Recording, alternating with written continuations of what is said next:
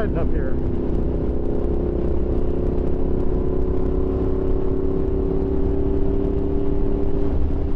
Really beautiful coastal views. Cops aren't generally too bad as long as you're going somewhere near the speed limit.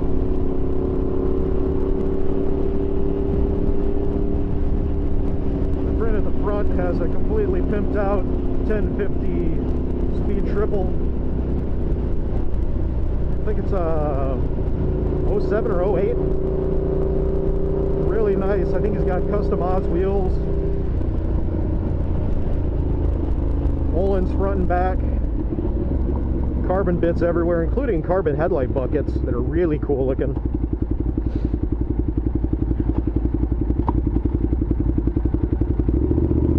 Move the fuck over, bicyclists.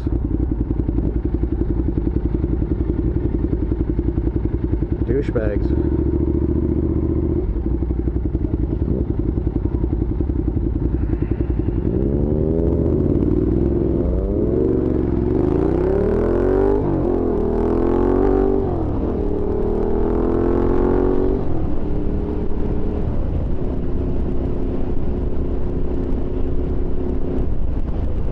Like if you know that you do a tenth the speed of the other vehicles around you and you take forever to accelerate, you should probably just at least take up half a lane so motorcycles can get past you.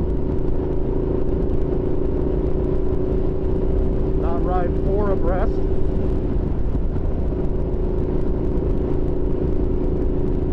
So it's now warming up.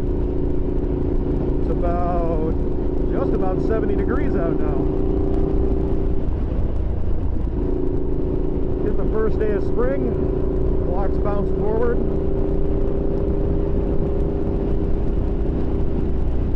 And hopefully the East Coasters will start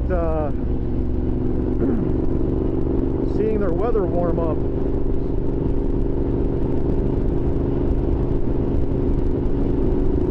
I do see a lot of supercars up this way. Beverly Hills is right next to Malibu, a lot of other really wealthy areas.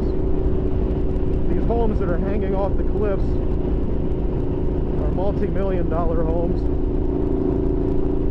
Eventually the shore will probably erode enough that they'll fall off completely. So it's kind of stupid, but probably figure while my tiny sliver of land is above water, I will fight the inevitable and live with an ocean view for as long as possible. Can't really blame them, but it would not be fun to be woken up in the middle of the night by your house falling into the ocean.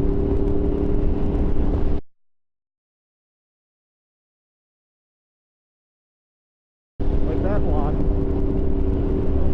You have to wonder how frequently the people that live along this strip working on structural repairs, because when it rains there's almost always mudslides.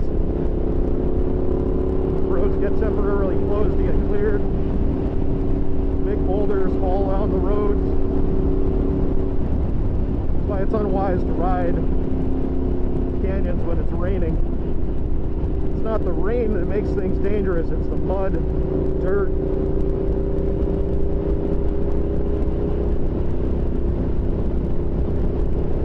unstable rocks that could roll down and cause you to wreck. I've had some fist-sized and basketball-sized boulders up in Angela's Crest that I've had to dodge around blind corners.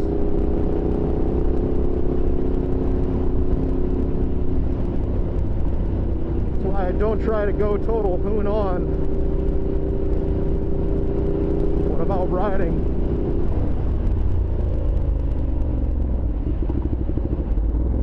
Or if you are going to ride fast, make sure to do a safety pass of the road a few times before you do your quick passes, especially on roads like Palomar Mountain Road. Mesa Grande is pretty predictable. There aren't a lot of areas with big cliffs that stuff could slide down into your path. But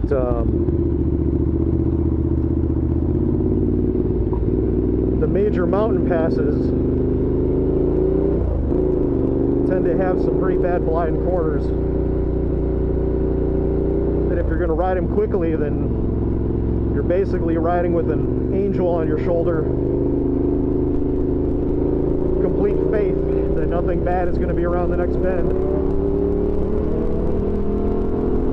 So my bimmer friend in front of me had soldier surgery a while back, dislocated shoulder, so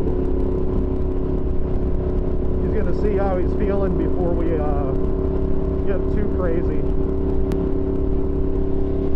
The guy up front is kind of from this region, so he knows the roads really well, likes to screw around, so we all kind of ride at our own pace and know to wait for each other at the next stop sign, so it's not a big deal if one person feels a little antsy and gets ahead.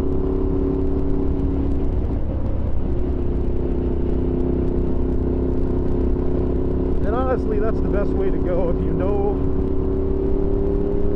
the group you're riding with, know they're all competent riders, not prone to make huge mistakes and have crashes. And very rarely ride in groups because you never know if some jackass you just met is the type to take big risks in the middle of the pack, pulling wheelies and doing stupid shit. So I prefer to ride with people that I know very well, can trust them to make good decisions, and if they are going to do something like pull a wheelie, it's going to be at the front of the pack or way behind us. Not like that ride of the century BS where people are pulling wheelies in the middle of the pack, somebody crashes up front and suddenly you got 20 bikes down. Morons.